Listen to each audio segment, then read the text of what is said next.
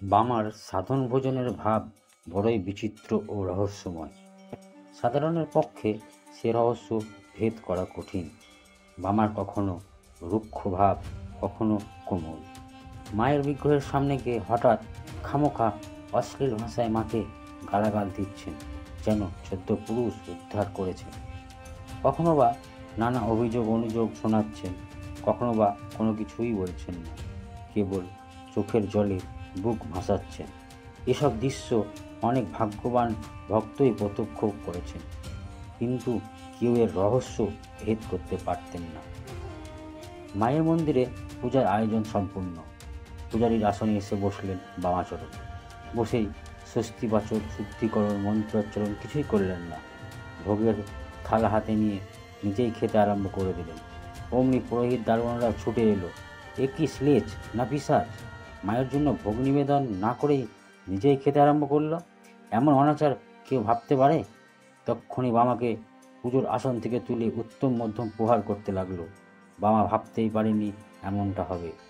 মারের আঘাত সহ্য করতে না পেরে কাঁদতে কাঁদতে বললেন, শোনো তোমরা, আমাকে আর মেরো না, দোহাই তোমাদের। আমি কোনো দোষ করিনি। মাই আমাকে ভোগ খেতে বলেছে, তাই আমি ভোগ খেয়েছি। তুমি পূজারি নাও, তুমি ভণ্ড শ্লেষ! এই বলে দারোয়ান ঘাড় ধাক্কা দিয়ে মন্দির থেকে বার করে দিলেন বামা খেপাকে। মার খেয়ে লাঞ্ছিত হয়ে বামা চোখের জল ফেলতে ফেলতে শ্মশানে গিয়ে একটা বট গাছের তলায় বসল। সেদিন থেকে বামার মায়ের প্রসাদ বন্ধ হয়ে গেল। বামা শ্মশানে এদিক ওদিক ঘুরে বেড়ান, মন্দিরের ধারে কাছে আসেন না। এমনি করেই কেটে গেল প্রায় 4টে দিন।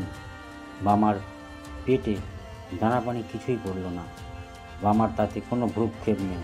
4 দিন উপবাসী থাকার পরেও বামার শরীরে কোনো মালিন্য বা দুর্বলতা দেখা গেল না। বামা তারা মায়ের অমৃত রস আস্বাদন করেছিলেন, তার কোনো দৈহিক কষ্ট অনুভব হলো না। এদিকে নাটোরের মহারানী ভবানী রাতে স্বপ্ন দেখলেন। ভগবতী তাকে বলছেন, রানী, আমি তারাপীঠ ত্যাগ করে চলে যাচ্ছি। অনেক কাল আমি শান্তিতে ছিলাম, আজ 4 দিন হলো আমার ছেলে বামা অনাহারে রয়েছে। মন্দিরের পুরোহিত দারোয়ানরা মিলে তাকে নির্দয়ভাবে মেরেছে, তার প্রসাদ বন্ধ করে দিয়েছে। বামার আঘাত আমাকেও আঘাত করেছে। বামার জন্য আমিও 4 দিন অনাহারে আছি।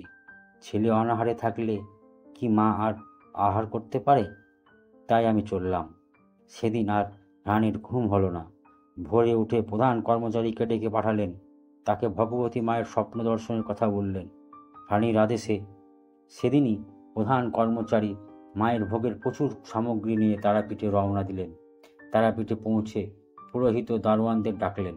বললেন, তোমাদের কর্মদোষে মা ভগবতী 4 দিন উপবাসী রয়েছে, কারণ তোমরা মায়ের সন্তান বামার প্রসাদ বন্ধ করে দিয়েছ।